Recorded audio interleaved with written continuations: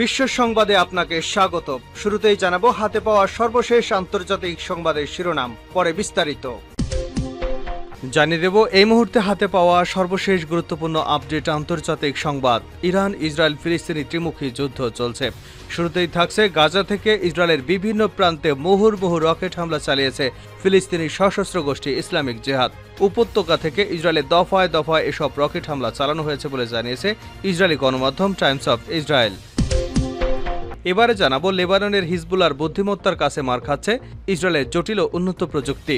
বার্তা সংস্থা রয়টার্স জানিয়েছে লেবাননের হিজবুল্লাহ সম্প্রতি ইসরায়েলের অত্যাধুনিক নজরদারি প্রযুক্তিকে টেক্কা দিয়ে এক্ষেত্রে নিজেদের কর্তৃত্বের প্রমাণ দিয়েছে। রয়টার্সের বরাদ্দে পার্স টুডে জানিয়েছে হিজবুল্লাহ তার ড্রোনের প্রযুক্তি ব্যবহার করে ইসরায়েলের গোয়েন্দা তথ্য সংগ্রহের সক্ষমতাকে দুর্বল করে দিচ্ছে। তথ্য সংগ্রহের পাশাপাশি গোয়েন্দা ঘাঁটিগুলোকে টার্গেট করতেও ড্রোন ব্যবহার করছে হিজবুল্লাহ। জানাবো গাজা যুদ্ধের মধ্যে ইসরায়েলের সাথে সম্পর্ক গভীর করছে ভারতীয় বিশ্ববিদ্যালয়গুলো। ফিলিস্তিনের অবরুদ্ধ গাজা উপত্যকায় ইহুদিবাদী ইসরায়েলের বর্বর আগ্রাসন এবং গণহত্যার মধ্যে ইসরায়েলি শিক্ষা প্রতিষ্ঠানগুলোর সাথে সম্পর্ক গভীর করার উদ্যোগ নিয়েছে ভারতের উগ্র হিন্দুত্ববাদী সরকার। এরই মাঝে ভারতীয় বিভিন্ন বিশ্ববিদ্যালয় ইসরায়েলের শিক্ষা প্রতিষ্ঠানগুলোর সাথে গবেষণামূলক সহযোগিতা জোরদার করেছে। এদিকে ইউক্রেনকে আরও অস্ত্র দিচ্ছে আমেরিকা। রাশিয়া বলছে তারা শিশু হাসপাতালে আঘাত হানেনি। সর্বশেষ জানাবো লেবাননে হিজবুল্লাহর স্থাপনায় হামলা চালানোর দাবি ইসরায়েলের। ইসরায়েলের সামরিক বাহিনী বলছে তারা লেবাননের সশস্ত্র গোষ্ঠী হিজবুল্লাহর স্থাপনায় হামলা চালিয়েছে। গাজা যুদ্ধ শুরুর পর থেকে ইসরায়েলি বাহিনী এবং হিজবুল্লাহর মধ্যে হামলা পাল্টা হামলার ঘটনা ঘটছে।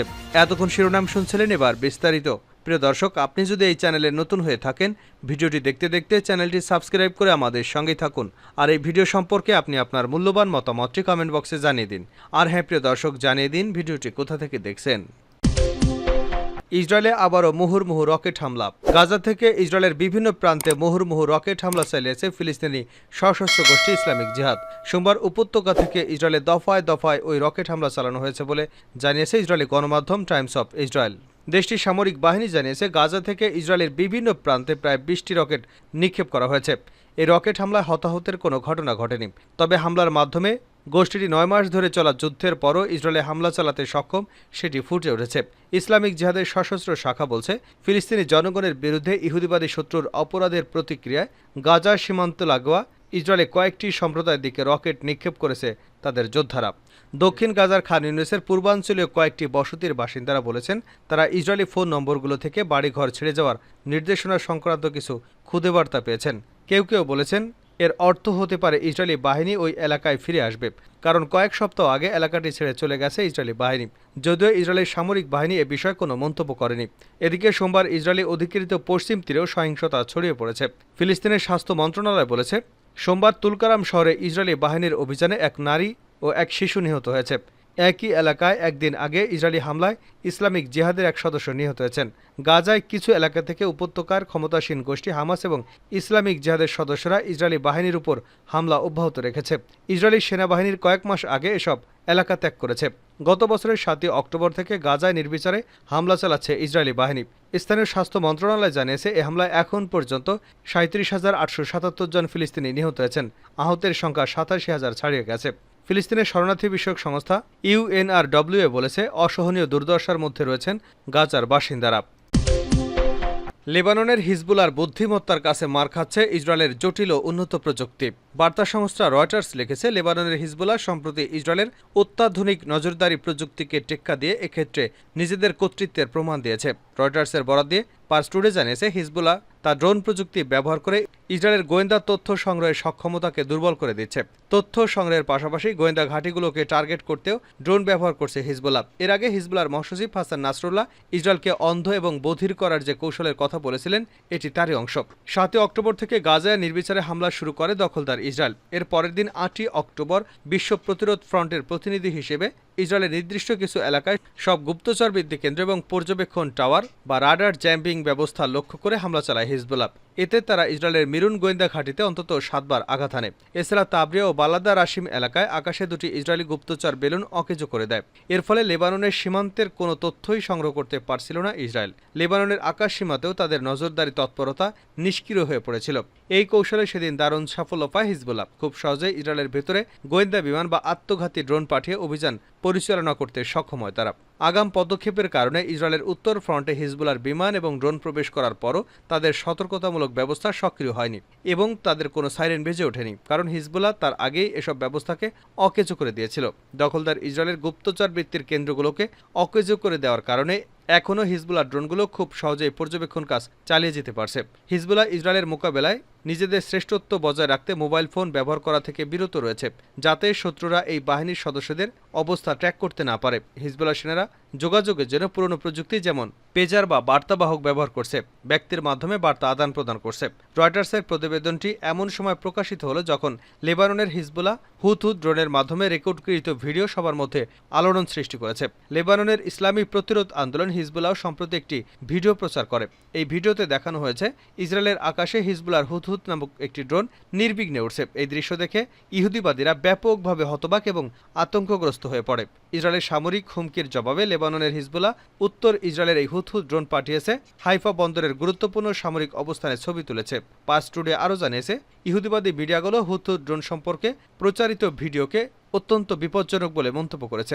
ইসরায়েলি বিশ্লেষক ইউসি মেলম্যান বলেছেন, হিজবুল্লাহর কৌশলগত পরিকল্পনাকারীরা 18 বছরে অর্থাৎ 2006 সালের যুদ্ধের পর থেকে আমাদের ভূখণ্ডের তথ্য সংগ্রহ করতে সক্ষম হয়েছে, যা তাদের একটি বিস্ময়কর অর্জন। ইসরায়েলি গণমাধ্যম জানিয়েছে হিজবুল্লাহ আরও ক্ষমতা রয়েছে এবং তারা ড্রোনের বেশ কয়েকটি স্কোয়াড্রন উড়াতে সক্ষম। যুদ্ধ বাদলে তারা তাই করবে। গাজা যুদ্ধের মধ্যে ইসরায়েলের সাথে সম্পর্ক গভীর করছে ভারতীয় বিশ্ববিদ্যালয়গুলো। ফিলিস্তিনের অবরুদ্ধ গাজা উপত্যকায় ইহুদিবাদী ইসরায়েলের বর্বর আগ্রাসন এবং গণহত্যার মধ্যে ইসরায়েলের শিক্ষা প্রতিষ্ঠানগুলোর সাথে সম্পর্ক গভীর করার উদ্যোগ নিয়েছে ভারতীয় উগ্র হিন্দুত্ববাদী সরকার। এরই মাঝে ভারতীয় বিভিন্ন বিশ্ববিদ্যালয় ইসরায়েলের শিক্ষা প্রতিষ্ঠানগুলোর সাথে গবেষণামূলক সহযোগিতার জোরদার করেছে। আমেরিকা এবং ইউরোপ যখন ইসরায়েলি শিক্ষা প্রতিষ্ঠানগুলোর সাথে সম্পর্ক ছিন্ন করার আহ্বান জানাচ্ছে, তখন ভারতের পক্ষ থেকে সম্পর্ক গভীর করার উদ্যোগ নেওয়া হয়েছে। ইসরায়েলের প্রতিষ্ঠানগুলোর সাথে প্রতিরক্ষা, রোবোটিক এবং আর্টিফিশিয়াল ইন্টেলিজেন্সি সংক্রান্ত সহযোগিতা জোরদার করা হয়েছে।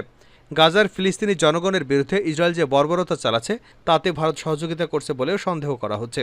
মিডল ইস্ট আই বলছে, যখন থেকে ইন্টারন্যাশনাল কোড অফ জাস্টিস বা আইসিজে পরিষ্কার করেছে যে ইসরায়েল গাজায় গণহত্যা চালাতে পারে, তখন থেকে ভারতীয় বিশ্ববিদ্যালয়গুলো ইসরায়েল বিশ্ববিদ্যালয় এবং অস্ত্র কোম্পানিগুলোর সাথে 12টিরও বেশি বৈঠক, ওয়ার্কশপ এবং চুক্তি সম্পন্ন করেছে।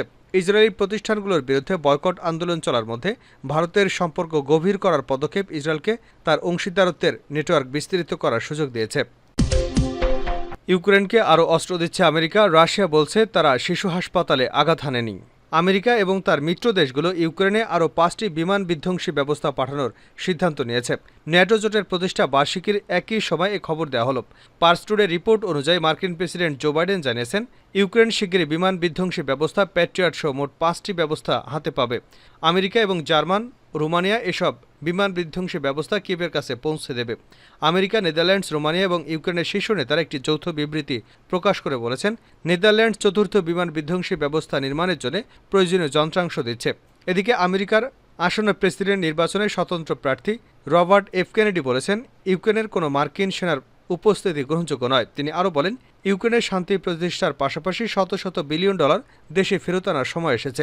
অন্যদিকে ইউক্রেনের রাজধানী কিয়েভের একটি শিশু হাসপাতালে ক্ষেপণাস্ত্র আঘাত হানার পর রাশিয়া বলছে তারা এই হামলা চালায়নি, ইউক্রেনের ক্ষেপণাস্ত্রই আসলে পড়েছে। ক্রেমলিনের মুখপাত্র দিমিত্র পেসকভ বলেছেন, রুশ সশস্ত্র বাহিনী এ ধরনের হামলা করে না। ইউক্রেন সরকারের সামরিক সক্ষমতার সাথে সম্পর্কিত লক্ষ্যবস্তুকে কেবল রাশিয়া আঘাত হানে। জাতিসংঘে নিযুক্ত রাশিয়ার প্রতিনিধি ভ্যাসিলি নেবেনজিয়া বলেছেন, কিয়েভের হাসপাতালে যে ক্ষেপণাস্ত্রটি আঘাত এনেছে তা সম্ভবত নরওয়ে সরবরাহকৃত ক্ষেপণাস্ত্র প্রতিরক্ষার ব্যবস্থা থেকে ছোড়া হয়েছিল। তিনি বলেন ইউক্রেনের একটি সামরিক স্থাপনায় রাশিয়ার ক্ষেপণাস্ত্র হামলা করেছিল। সেই ক্ষেপণাস্ত্রকে আকাশে ধ্বংস করতে পাল্টা হামলা চালায় ইউক্রেন। ইউক্রেনের ছোড়া ওই ক্ষেপণাস্ত্রটি গিয়ে হাসপাতালে পড়েছে। এ সংক্রান্ত প্রমাণ রয়েছে বলে জানিয়েছেন তিনি। রাশিয়ার প্রতিরক্ষা মন্ত্রণালয় মঙ্গলবার এক বিবৃতিতে ঘোষণা করেছে, সেদেশের ইউক্রেনের ড্রোন হামলা ঠেকিয়ে দেওয়া হয়েছে। ড্রোনটি বেলগরোড প্রদেশের আকাশে বিমান প্রতিরক্ষা ব্যবস্থার সাহায্যে ধ্বংস করা হয়েছে। লেবাননে হিজবুল্লাহর স্থাপনায় হামলা চালানোর দাবি ইসরায়েলের। ইসরায়েলি সামরিক বাহিনী বলছে তারা লেবাননের সশস্ত্র গোষ্ঠী হিজবুল্লাহর স্থাপনায় হামলা চালিয়েছে। গাজার যুদ্ধ শুরুর পর থেকে ইসরায়েলি বাহিনী ও হিজবুল্লাহর মধ্যে পাল্টা হামলার ঘটনা ঘটছে। বুধবার টেলিগ্রামে এক পোস্টে ইসরায়েলি সামরিক বাহিনী বলেছে যে মঙ্গলবার রাতে রাজধানীর বৈরুত থেকে ৭৯ কিলোমিটার দূরে অবস্থিত জান্তা গ্রামে লেবানিজ গোষ্ঠীর আকাশ প্রতিরক্ষা ব্যবস্থায় হামলা চালিয়েছে, যেখানে বেশিরভাগ আক্রমণ এখন পর্যন্ত দক্ষিণে সীমাবদ্ধ। সেখানে এই হামলা দেশটির কিছুটা গভীরে হতে দেখা গেল। রাতে ইসরায়েলি বাহিনীর দক্ষিণের শহর বারাচিত শহরে হিজবুল্লাহর আকাশ প্রতিরক্ষা ব্যবস্থায় হামলা চালায়। কাফর কিলা অঞ্চলে এক অস্ত্রগুদামেও হামলা চালানো হয়েছে। লেবাননের দক্ষিণাঞ্চলের শহর মারজায়ুন থেকে আল জাজিরার সাংবাদিক আসাদ বেগ বলেন, ইসরায়েলি কামান ড্রোন ক্ষেপণাস্ত্র দিয়ে হামলা হয়েছে ইয়ারুন, হাদাথা, হুলা এবং তাউলিন ও আল নদীর শয়ত নামক স্থানে। সিরিয়া এবং ইসরায়েল অধিভুক্ত গোলান মালভূমিতে ইসরায়েল এবং হিজবুল্লাহর গোলাগুলির পরই এ হামলার ঘটনা ঘটল। মঙ্গলবার ইসরায়েল সিরিয়া লেবানন সীমান্তের কাছে হিজবুল্লাহর একটি যান লক্ষ্য করে হামলা করে। এতে ২ জন নিহত হয় বলে জানিয়েছে সিরিয়ার ওয়ার মনিটর।